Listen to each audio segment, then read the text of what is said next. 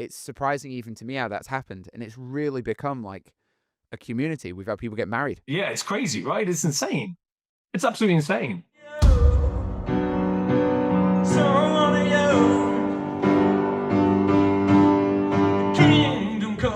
The legend himself. All right, let's kick this off. So, Mr. Matt Sortel, can you please introduce yourself and share a little bit about your background in piano? Okay, cool. Yeah. So Matt Sortel, British but live in Germany. Um, Bit of a background from a music standpoint. I guess when I was super young, like 6 years old, I had some piano lessons, but then stopped when I was like 7 or 8 because it was just all classical music, which I didn't want to do. um, Gave up music for well all the way through till I was like 18 or 19. Then I started playing guitar.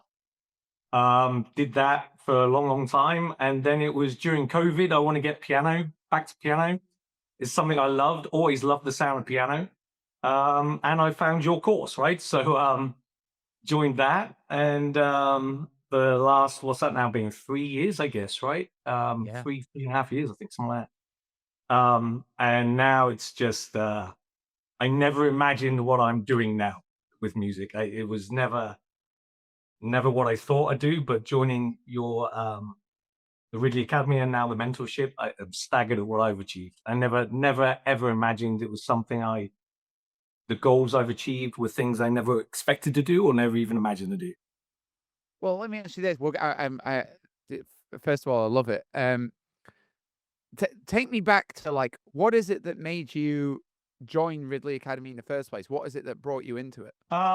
Yeah, so I want to get back in piano, and I saw your videos, and what I loved about it for me was number one, it was bite-sized type videos, right? Because I have a normal job. It's not like I'm a musician, right? I have a proper job. So bite-sized things on videos, which I could even watch without the piano whilst I'm away traveling with work was great. Was part of it. Your enthusiasm, your energy and enthusiasm is insane levels. I don't know how you keep it up. Even on some of the videos when I know you got sore throats, you drinking tea and stuff just to keep going. I mean, it's incredible. And then obviously, I looked at YouTube and found some of your videos of how you play. Um, and I just loved that energy because for me, it was, I found pianos of old when I was younger, they sort of scared me because it was more about classical and these things are these amazing pieces of engineering which look like you shouldn't touch them. And most piano shops say don't touch them, right? And I don't know why, because this thing weighs 360 kilograms. I mean, you need a sledgehammer to damage it, right? So, um, but it always felt like classical and precision. And I've always liked rock and pop type music, right? And then seeing you play and the rhythm and the energy that you managed to, number one, you put into the piano, but also the sound which came out just fascinated me. So I thought from that was the reasons I decided to join up. Amazing. And then you started out coming in the piano masterclass, and then you decided to join this mentorship. What was it that Yeah. brought you to the mentorship? To the mentorship, yeah. Yeah, I remember seeing some pretty remarkable progress on the piano masterclass, and Yeah. because I was following you on It really, Instagram by that time. yeah, exactly. So actually, it was during the masterclass because I only joined to.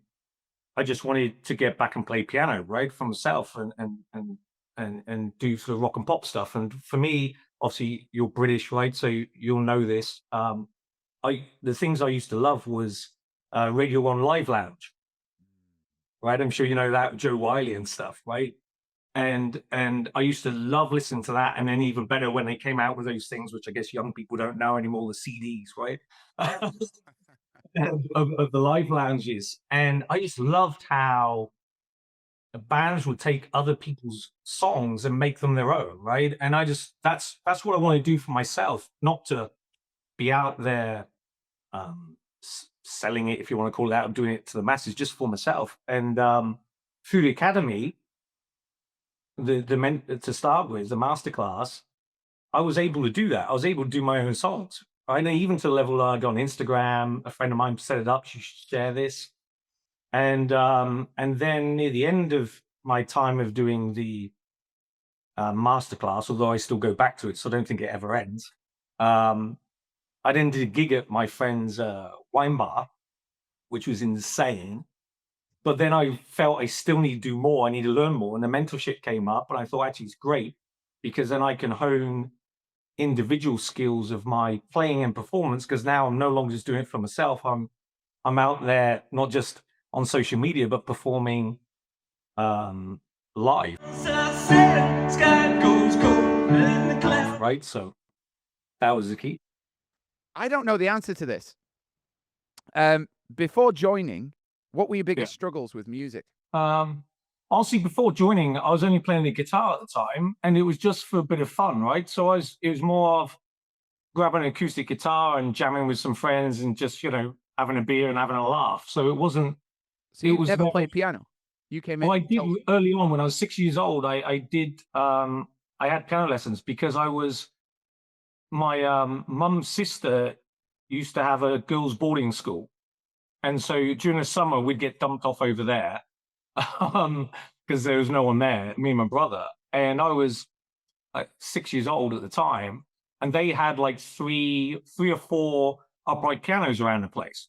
Mm. And apparently I was playing on one and it didn't sound terrible. So my mum's sister said, you should do piano to my mum. And then they got me piano lessons, which then ended up, I ended up hating it because it was 2 years of sat in a room with, I call it old school piano lessons with all classical stuff. And at the time I wanted to play things like Elton John or Elvis Presley or something, right? At that age, I didn't want to do classical and do the theory and all that stuff. It really switched me off to a level that, and I'm in some ways, I'm glad my parents said, okay, you can stop, because I think it would have put me off piano if I continued. So I completely stopped then. And then music became a thing when I joined the Royal Navy at 18. One of my instructors was a lead guitarist for a band. And so he said he'd teach me guitar. And then from then onwards, I just played guitar. I always had like a stage piano keyboard, but I never touched it because it was something which I don't know, just it was giving bad images in my head, right? From past. So it was always just guitar. And it was, I don't know, just during COVID, I just felt, okay, I want to get in piano. It was always the sound I've loved. So yeah, then I got back into piano, and it was fascinating that I obviously found your course, but also I found the guitar pieces, because it's obviously rhythmic, sort of helped me tune into putting more rhythm into piano. And it's also something I know I'm still working on, but yeah, that's sort of where it came from. Amazing. So before before before ever coming in this time, what would you say were your biggest struggles on piano? Honestly, for me, it was a multitude of things. I was taught, I guess, classical sight reading when I was younger, right? So it's that stuff I remembered. Even though it was many, many years ago, it was that sort of things I remembered. And I remembered, but outside that, I couldn't remember much else, right? I had no idea what scales really were or why you should use them, right? Or what's the point in all these blooming things. So that I had no idea about. Um, Obviously, then how to even convey that into a rhythm, because although classical music obviously has a rhythm, it's more, this is probably a bad thing to say, so maybe this shouldn't be aired or edited out. It's I always it sounds plinkety plinkety to me. And maybe it's because of how I don't get me wrong, I love classical music, right? But for me, of what I wanted to convey in music, it sounds plinkety plinkety rather than rocky and poppy, right? So I guess that was also something that I struggle with then to start with, coming back in piano. How do I change something which, although it was only 2 or 3 years of piano training from 6 till sort of 8ish, right, years old, and then never touched it again? How do I, that was still ingrained in my brain, right? It was that sort of traumatic in some ways.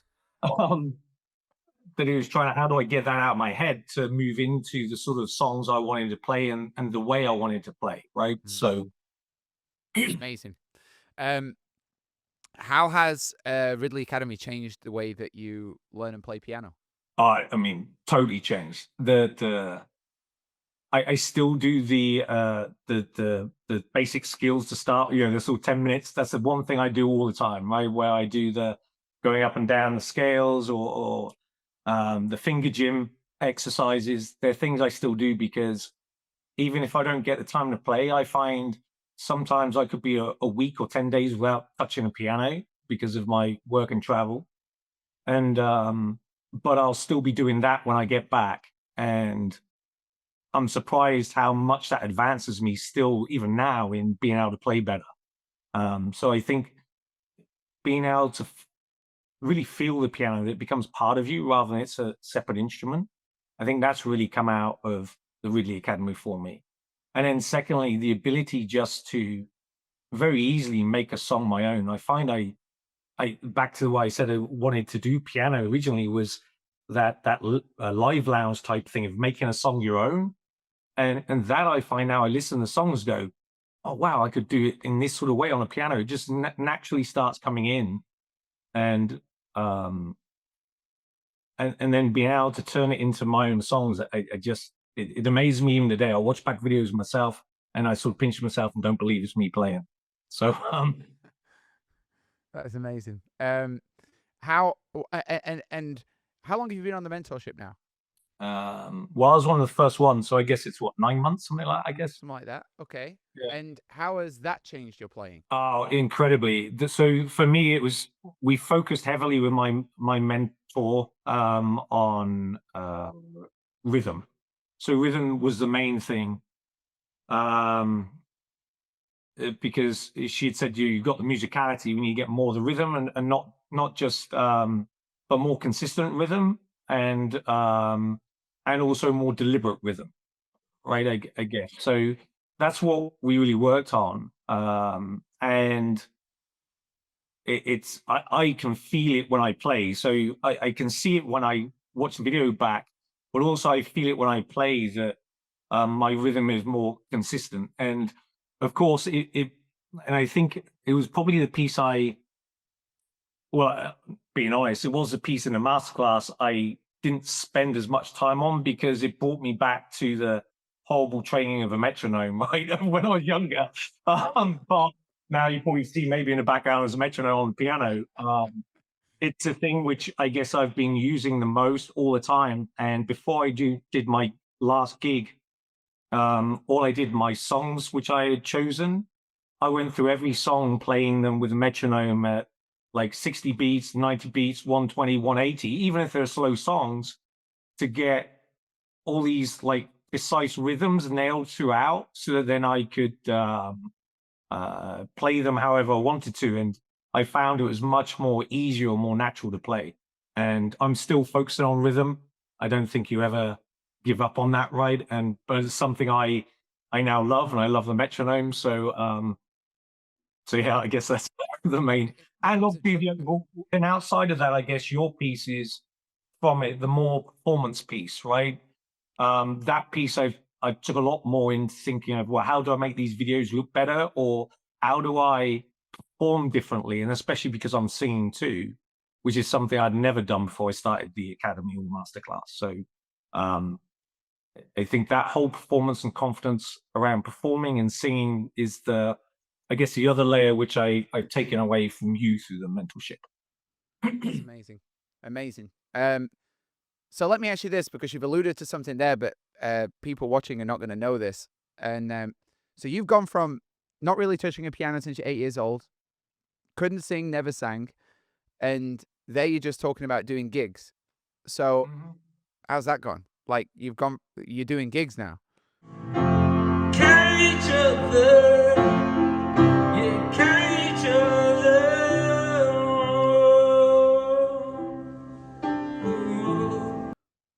What's all that about? I have no idea. um, But because some of these gigs are pretty extraordinary. Like, well, I'll let you tell it. But the more recent we did in Germany, and then invitation to China and all this kind of stuff. Like, I want you to tell that story. yeah, it's been crazy. I mean, to start with, it was never something I wanted to do. And a friend of mine in Germany owns a wine bar. He kept pressuring me to come and do not pressuring me, he kept asking me to come do a gig. And I was never comfortable to do it. And, but once he had a local band he had organized who fell through last minute. So he really sort of begged me to do it. I'm like, okay. So if you give me some free wine, I'll do it. Right. So we have Dutch courage. So I did that, well, I guess 18 months ago. And it was the first time I had done something, and it was insane. I can't, it's very hard to explain afterwards, right? The emotional, I can say high, but also exhaustion, the whole body. It was just insane feeling, right? And that gave me then the bug to go, I want to do this again. And but it took another year or so. So, and then September, because I wanted to learn more as well. I learned a lot from that I needed more songs because people wanted me to do more encores and more time. I needed to be more confident because it was first time really singing in public as well. And so like everything was off of a laptop screen. And so it was good. It was full and people kept coming in. So it can't be that bad, but for myself, I want to do better. So then I spent the time mentorship and everything else, honing my skills more, the songs I wanted to play, thinking about playlists and performing. And then it's sort of my last gig, which was this an awesome one. It's an outdoor gig, which also gave me another level of scaredness because you're outside. So you have to be good or people won't come in, right? It's not like a wine bar where people come for wine. And it was a local piano shop in where I am in Wiesbaden in Germany.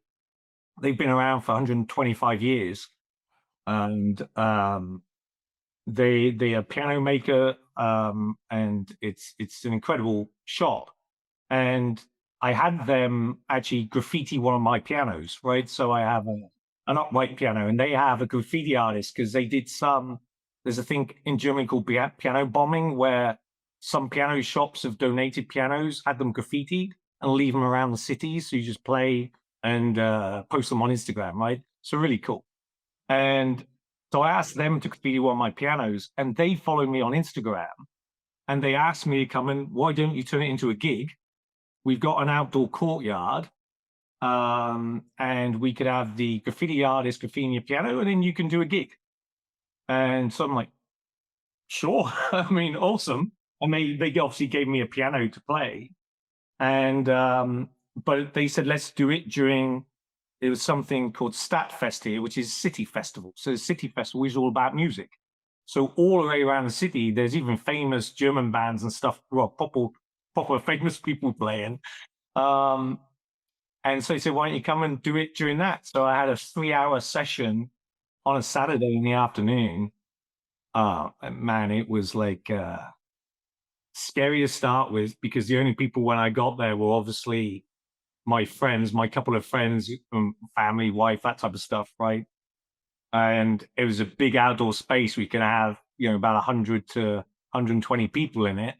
And you just walk off the street into it, the main walkway for town. And I just remember thinking to myself, oh, it better be good. If I turn around and there's still just 3 people here, what do I do, right? I'm supposed to be here for 3 hours. But I did I planned my start with like a song and a half, if you want to call it that, sort of linked together from an entrance to then the song. And I stopped, and there was a load of cheering. I turned around and there was, I don't know, I guess 50 odd people, 50, 60. Wow. And it became about 70 people there. And How did that feel? How did that moment feel? Because I remember, Matt, when we were on the mentorship and you were coming to the coaching that I'm doing these Zoom sessions with you, and you had a lot of questions about performance, and you were asking, okay, so I've got this coming up. How do I do the set list? How do I do that? And how do I sing when I'm out of breath? You had like a lot of really specific questions. Like, oh, something's coming here. And then you told me about what you were going to be doing. And I was like, oh man, this is so cool. Because I've seen this transformation. I've seen it's like moth to butterfly to eagle. Yeah. Like, oh man, this is going to be amazing. So how's that feeling when you've practiced, you've been through this, and then you turn around and there's 50, 70 people? It was just bonkers. I mean, it was just insane. It was there was this feeling of relief because people came in, right? Um, but at the same time, this massive like excitement. I think I'm not sure if someone took a video or a picture. The smile must have been insane on my face, right? I was like, it was just insane. These people applauding and loving it, and just the fact they came off the street. Um, it gave me another energy, a bit more nervous energy again because all of there to get back into the other songs and things. But it was incredible. And then, but different moments throughout, right? Because these were energetic songs to start with to drag people in. Then I went into some slower or more emotional type songs from a sadness or whatever type thing. And then sometimes you finished and it was dead silence. And I thought, oh no, has everybody left? Right? Because and then there's a pause, and then again you got this applause, and you looked around. I'm like, and that was probably even another emotional crazy moment because you realize they were just totally in it with you, right?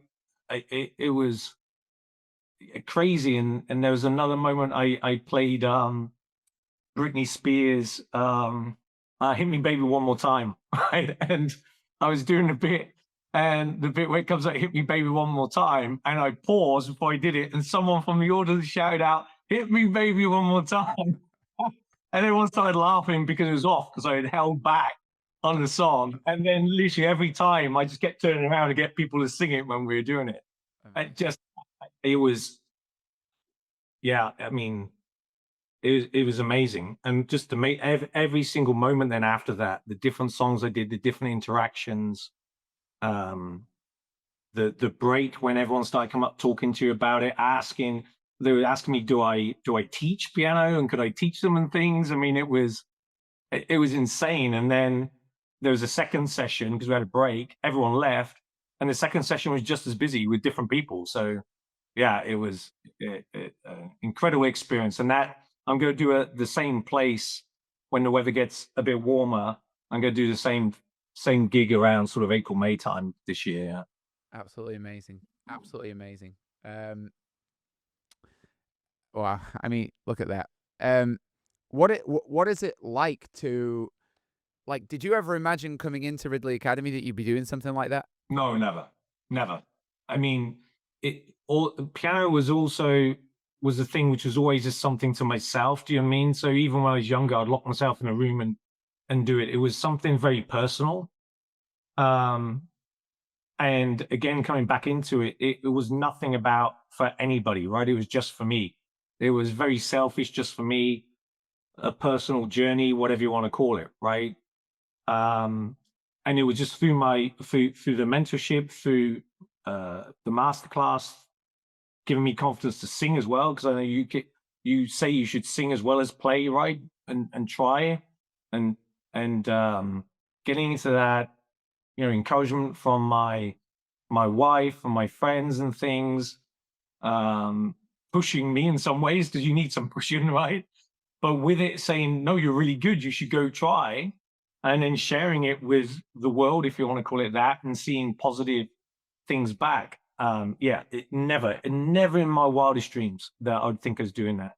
And to be able to now just do covers how I want to do them, and I'm still on that journey of making them even more my own.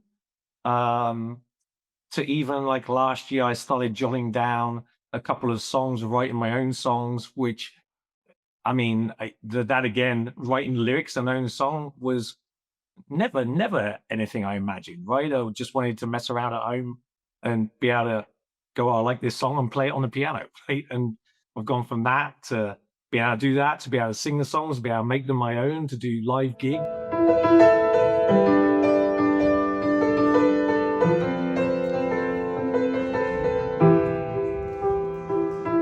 And also starting to write my own songs. So yeah, it's insane. So I have no idea where this journey is going to go or end up.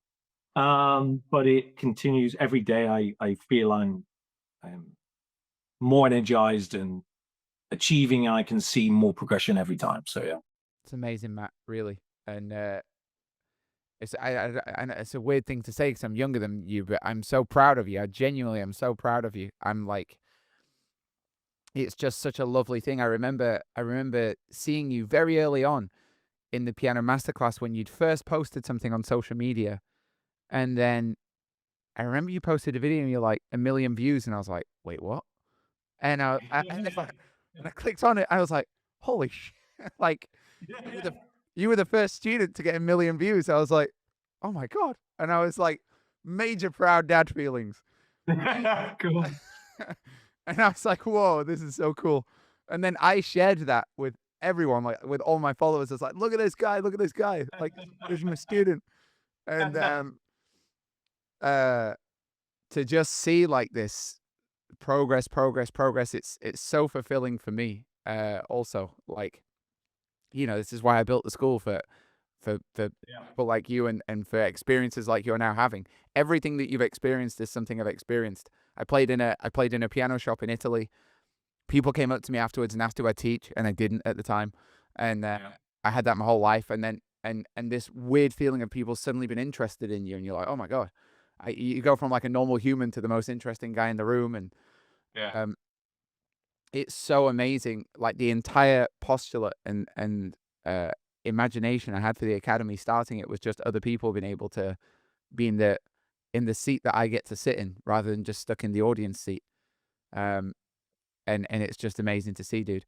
Um, oh, The other thing which is great about the academy is the community that you created, right? It's the same thing that people are willing to share and help each other as well. So it's I think that gives a natural encouragement to everyone, and it definitely helped me as well, seeing others posting, right, at all different levels, and all different levels helping each other and supporting. And it's I think it's great. The community you've created is fantastic, let alone obviously the course content and all those things. But I think the community is one of the real powerful parts of it. So it's funny. I was talking to Tange before, who was uh he was the guy. If you remember, he was the first winner on the mentorship, the first challenge winner, and he did that. oh yeah, yeah, Yeah.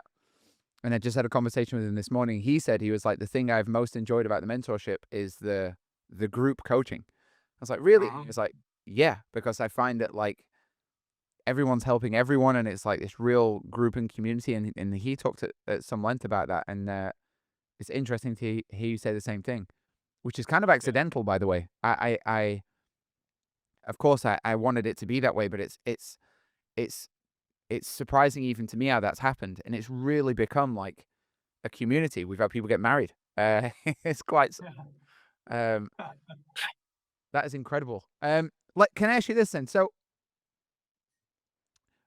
what's can you tell me about some specific breakthrough moments that you've had through this journey? As you've been through these moments of like, oh my god, I'm getting it. Oh my god, that's amazing. I'm imagining you might have had a couple of those. Yeah. Um, I've got to say, number one, the scales. That how you teach the scales, and definitely with the tone semitone type dynamic, fantastic, right? And being able to very quickly understand, number one, the scales, but then how they work and how they work in collaborations, be able to create songs, or how songs work within them. I mean, for me, that's I would say the biggest breakthrough for me, is a huge one for me, because straight from that I was able to. I mean, I don't look at.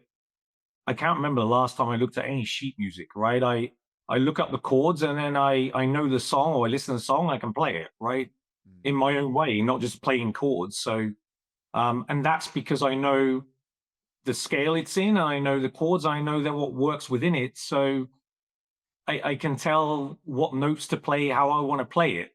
mm, And I mean, for me, there's got to be the biggest breakthrough I've had for the journey I want to do, which was make songs my own as sort of cover songs, right? So for that has been incredible, because now I can, any song, even if I've not heard it before, I can listen to it, search the chords, and within 15, 20 minutes, I can play it and everyone know what it is, right?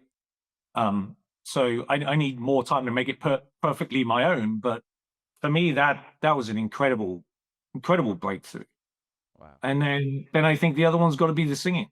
Um, I think that makes even for me, forget the audience, whether I put it on social media or go to do my gigs.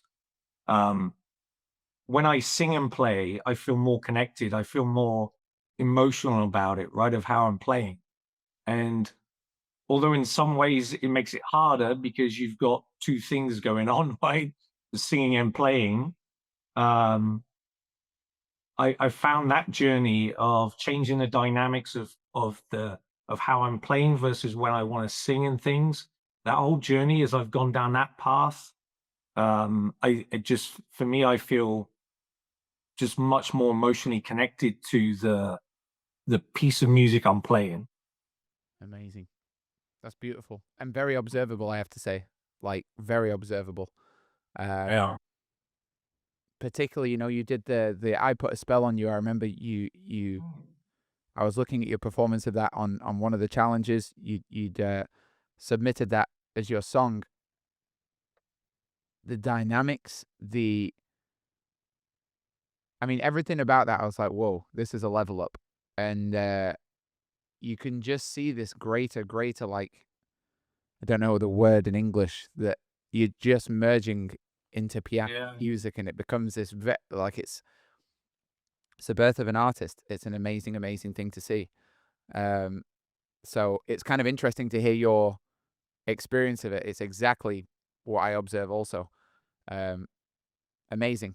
Um, And it's really what? strange because it doesn't feel like you suddenly get these big step changes, right? Like you said from that. It's really weird. I don't know how it happens. It just suddenly, wow, now I can do this. It's bizarre. Yeah, that's an amazing thing. What is it like having direct access to a coach? Obviously, that's a feature in the mentorship that's not in the Yeah. People Masterclass. How's that been? Oh, I've really enjoyed that because I think we're all at different levels and we have different journeys we want to go on, right? So for me, that's the group classes are great once a week. I find they're great because you come in and you hear different people's challenges, which you learn from as well. So I think that's fantastic. But the real thing for me is the real one-on-one sessions you have where you're able to send back and forth videos of what you're doing and get guidance. Um, that's really helped, especially because I wanted to focus on certain type of music genre and also a certain type of rhythm dynamics.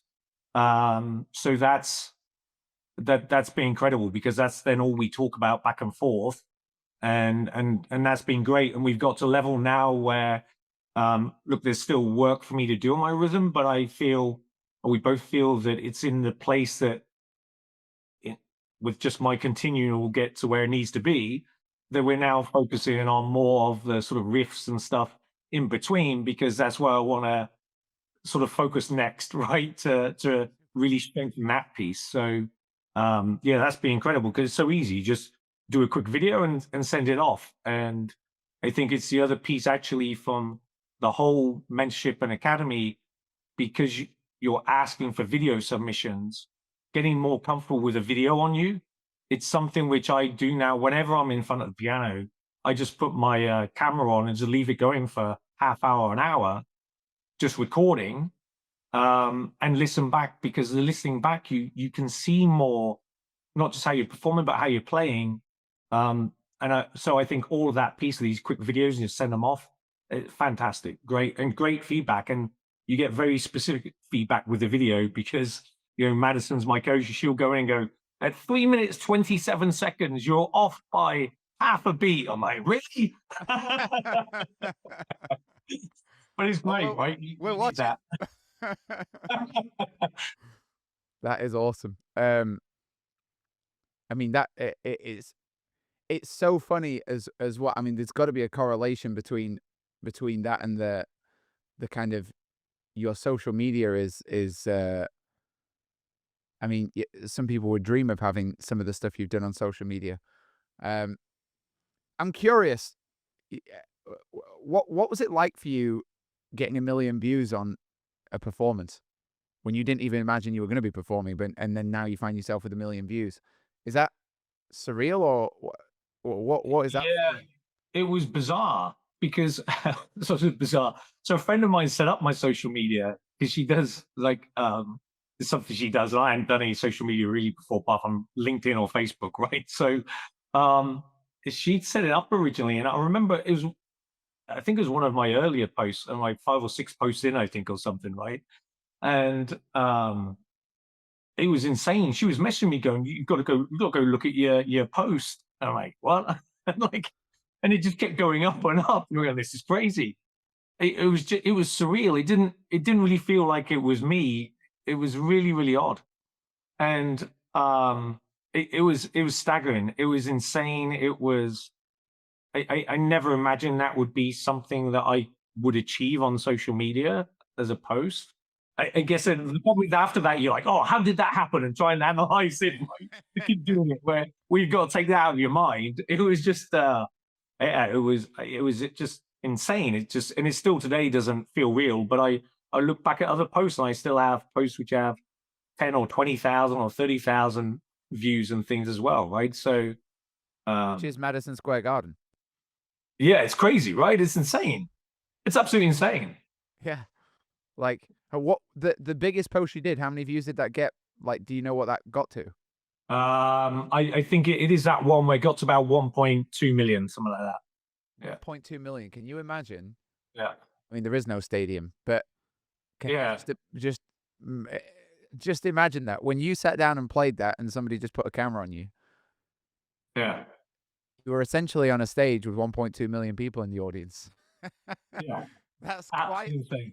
quite bizarre, right? Yeah. Doesn't make any sense, does it? Yeah. Oh, dude. Well, I mean, when I watched it, I was like, it's just obvious. Like you were just rocking out. I was like, this is, Yeah. Yeah. it's, it was amazing. And like I said, I just rushed to show everybody I knew as fast as I could. It absolutely made my day. Amazing. Yeah. Okay. Um, so how do you like the Zoom sessions with me? How has that helped? Yeah. So I always liked in the masterclass, you used to do the Facebook sessions, but obviously with those, they were more of, you were interacting, but in a different way, right? Because you sat back listening rather than interacting. So what I really love about the Zoom lives with the mentorship is actually it is like this. We are talking, right? If it's your question, you can actually come on. We're on cameras. We can engage. So Yeah. first off, that makes it feel like you're more like in the room with you, which is amazing, right? I know you're a busy guy, right? So for me and the time you dedicate to those, which I always love when you open them. Yeah, I'm only gonna be an hour and a half because I've got a flight. 3 hours later, and now you've got everyone saying, "Come on, you get on your plane," which I love because you just love your enthusiasm to share is it's infectious and it's amazing, right? So I think that's always cool. But yeah, for me, it's the piece that we can interact, and also with the challenges you link to this, right? I think it gives specifics that we're all aligned with. So everybody on the call, it's all in the same purpose, if that makes sense, to get this ultimate goal of also getting better as an individual, but delivering to the challenge that you set as well. So I Talk about think, the challenges, because imagine yeah, the people watching this won't even know what a challenge is. So talk me through the challenge, and from your perspective as a student, like what's that like? How does it work? And what's the yeah, benefit of that? yeah. So I think I'm gonna say the first time you brought the challenges in was probably what about 8 weeks in, I think, right? A couple of months into the Correct. mentorship starting. Um, so initially the place before for the mentorship was obviously the coaching, the individual things we were getting, as well as the masterclass for the I call it the core elements of training, right? And then I remember live and you brought out the challenge, which was do a cover song. Was it Hallelujah first That's one? right. No, Hallelujah. it was right. Yeah, and you showed on the live the video of you doing it, and I think in a church, right, somewhere, and it was incredible. And you talked a little bit of how you did that, but then afterwards you had a whole different video tutorial to go and watch. Again, just like you do in your others, these little sort of 5 minute, 8 minute bite-sized chunks of video of how you went about making that song your own and breaking it down with even more, it's more personalized training around how you look at things. which adds this whole different level of skilling on top of the normal course content. I can tell you that it definitely scared people. So there was, I know. I remember on my Zoom call with my coach Madison afterwards, the group Zoom call, the week afterwards. Oh, like, how am I supposed to do this? How am I like properly? But it was good because it pushed people, right? And it's not about, I know you share this, it's not about being perfect because everyone's in different levels as well. And actually with the sort of songs like that, some of the I'll say bad stuff, but some of the non-perfection actually makes it perfect, right? So I think how you conveyed that meant that many people submitted, even if they didn't sing, or even if they're very early on in the sort of training journey or learning journey. So I find them great because it gives you something which we're all busy, because generally I think, well, I'm sure you know, but I generally feels like majority of the people are not musicians, right? Right. We've all got a job to do, and this is something we want to do as a hobby or passion, or maybe something else in the future. And so I think it's great because it gives a real, quite a tight time scale for some, right? But this 8 week sort of period where you can hone the skill for something specific, and it's on a timeline which also pushes us, because you need, I think with anything of a learning journey, you can do many online courses and it's up to you to go on it and not do it, or do it, or spend a little as much time.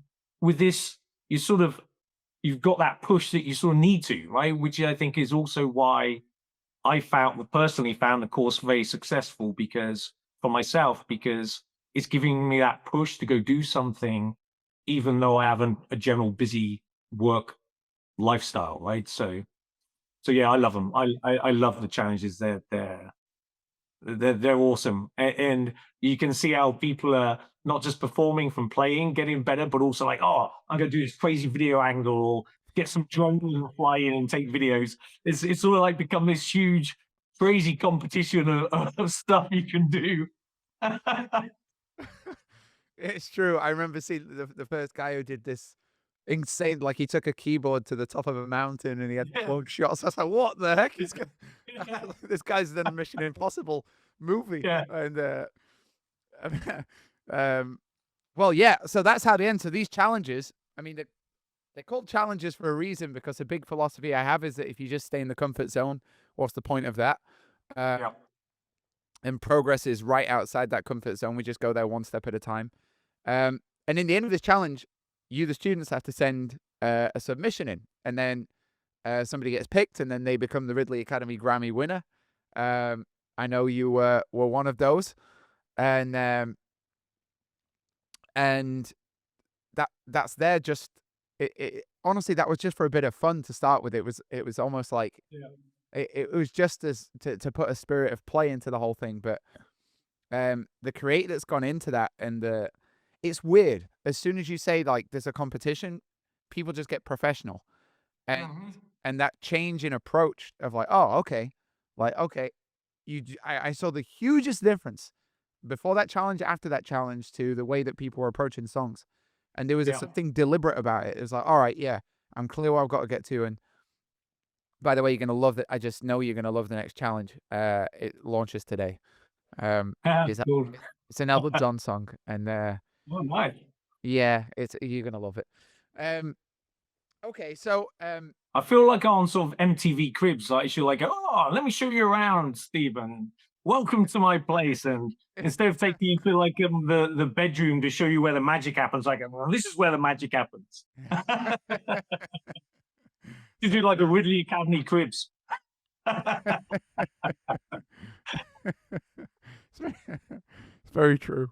Um, so let me ask you this: you can remember before you came in to the Ridley Academy, uh, you were probably skeptical and dubious, and unsure and uncertain, or maybe not. But we have a lot of people who I'll talk to, and I promote this as much as I can. And a lot of people, particularly people who've had negative experiences in the past with music education, um, they're very wary, and they're very like, oh my God, what would be your message to either people that are on the fence or people that are looking at this? Um, what would you say to those people? Yeah, look, I can understand that. And there's a lot of online things as well as the old way of playing as well, instruments and definitely piano. So for me, I've never experienced something so simple of how to bed it into your brain of how to play, right? And how quickly you can gain experience and knowledge so you can actually start playing straight off. I can still remember the simplest. I think the very first video, which, as I said, I think it's 3 years ago, right, or 3 and a bit years ago, I joined the Masterclass, and obviously 9 months ago for the mentorship. I think the very first video is it the confront skills where That's right. you say sit in front of your piano a bit of far away from it and just look at it, right? It sounds stupid, but it's surprising how that changes and makes it easier to come to because they are. It's back to what I said. Sort of, I think piano is being put into the world as this scary thing, right? And you shouldn't touch it and things. So being able to do that, it's like little things like that just make it much more accessible. And I know other people and friends of mine who I have a Russian friend as an example. And she went to Russian school of playing piano, so you can imagine the discipline of that, right? And she's tormented by piano. She doesn't go any. She came around our house, I'd say last year, and I didn't realize she played. And she saw my piano, and she's like, "I don't want to touch it. I don't want to be anywhere near it." Properly, like thing of it. And then I started talking to her of and showing her basically some of the finger gym type stuff and things like this, and talking about scales, how you talk about it. And she was like, okay, it's not as scary anymore. Although she was drilled to a very high level, to a level that she didn't want to touch a piano again, right? And I think the way you've done stuff and the accessibility and the simplicity of it, it makes it very easy to get gains quick. Right, and I think that's the beauty of it, and I think many people will think of piano of, it's many, many lessons, it's very strict, it's very like this, and it's gonna take me 3 years or whatever before I see any gains. Um, I think how you do it, it actually you get gains and personal gains very, very quickly, and I think that's one of the beauties of what you've created, right? Thank you. Um, I've always found it very bizarre, very bizarre. I played in Russia many times, and though their schools are strict, it's very similar to how we do it in the West. Different language, but same process. I find it very bizarre that traditionally, the more somebody does in piano education, the less they want to play piano. And if they go Yeah, to university, they don't want to touch it ever again. I'm like, yeah, why? Imagine, it just doesn't make sense, does it? It doesn't make sense that you would get more educated and then want to do it less. It, yeah, something's going wrong. And conversely, if we get that right, the more you do it, the more you want to do it. And then that's when you have a journey like yours, when I just want to noodle with a song. And wait a minute, now I can make it my own. Wait a minute, now I'm doing a show. Wait a minute, now I'm singing. Wait a minute, now I'm going to write my own. That's how education should be. It should be this like falling in love, becoming a passion. yeah, And I've experienced that in a lot of subjects, but it didn't come intuitively for music either. Either for me, the way I learned was just equally as horrific. mhm, And and which is the entire reason I created the school. And I'm just I'm happy. It's an amazing thing to sit here. It's an amazing thing to sit here. It wasn't that long ago that this was just a random dream of mine that I, I had this idea that there would be people all over the world in countries I'll never go to mhm, putting out beauty into the world, and the ripple effect of, like, imagine just thousands of people who I might never even meet, and they're all going yeah, putting beauty into the world, and what a more beautiful world that would be. And then here we are, and it's and now I'm talking to you, and you're over in Germany, and yeah, they're doing gigs, and you're getting, tens of thousands to even 1 million views on social media and all this amazing stuff, and you just sound like a musician. It's just the most wonderful thing. You know, I play with professional musicians a lot, and the conversations mhm, very much like the ones me and you have, yeah, because who are a musician now, and you're doing the craft of a musician, working on that skill, crafting that rhythm. I'm still doing the same stuff. Like, it's this craft, a craft. It's a passionate. It's kind of a passionate endeavor towards an aesthetic goal. That's what a yeah, craft is. And yeah, you're such a you're a fine example of I don't know, dude. You make me glad I'm doing it, and you make me feel like I'm doing something. You make me feel I'm doing something right and not completely crazy. No, definitely, it's amazing. It's amazing, and you know, it's not just it fulfills your life differently, right? So it's just fantastic. So I can't thank you enough for the course, the mentorship, the the engagements and time you put into this as well. It's amazing. It's fantastic, and I've reaped many rewards from it, right? Personally, emotionally, everything else, and I know I will continue to. So You yeah, absolutely will. The best is yet to come, by far. And I'm very interested in this journeying into making your own songs thing you've just said. I think yeah, I think that's going to be. I can see what's on the horizon now. Um, yeah. that's amazing. Matt, where can people keep up to date with your journey and enjoy your music? How do they find you? Yeah, good question. So I'm on Instagram, and TikTok, and also YouTube, and it's under Mr. Matt Music. So Mr. Matt Music. Mr. Matt Music, that's how you find me. So yeah, Instagram is the main place I do updates. YouTube, I'm sort of rethinking how I do YouTube at the moment, because I've recently kitted out like a studio and stuff with cameras. I just got to figure out the technology, how to use it. But I think that would be more for the YouTube items. But yeah, Instagram is regularly updated with things and activities. So that's, yeah, but all of them are under Mr. Matt Music. Yeah. Awesome. Matt, thank you so much for being here. Thank you for your time. Thank you for sharing your experience. And dude, I'm just so excited for what comes next. I'm excited to be part of your life. I'm very grateful that you're part of mine. And thank you very much. Me too. Thank you, Stephen, and thank you for all your time. Right, it's incredible. So thank you very much. Thank you. Bye. When you feel my heat, look into my eyes. It's where my demons hide. It's where my demons hide.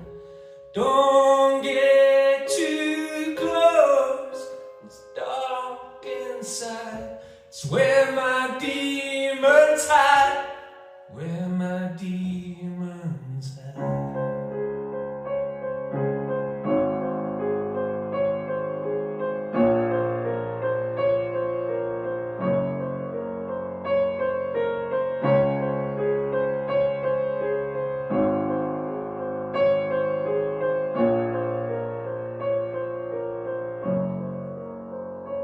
When the days are cold and the cards all fall, and the sins we see are all made of gold. When your dreams all fail and the ones we hail are the worst of all, and the blood runs stale. Wanna hide the truth, I wanna shelter you. There's nowhere we can hide. No matter what we breathe, we are still made of greed. This is my kingdom come. This is my kingdom come. When you feel my heat, look into my eyes. It's where my demons hide. It's where my demons hide. Don't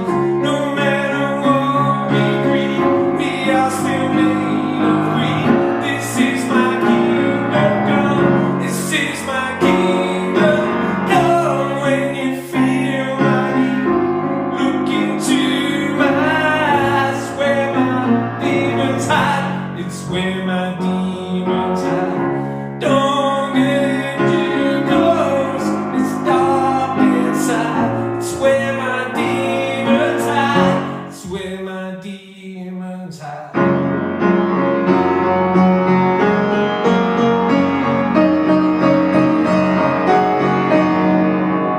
They say it's what you're made, and say it's up to fate. It's woven in my soul. I need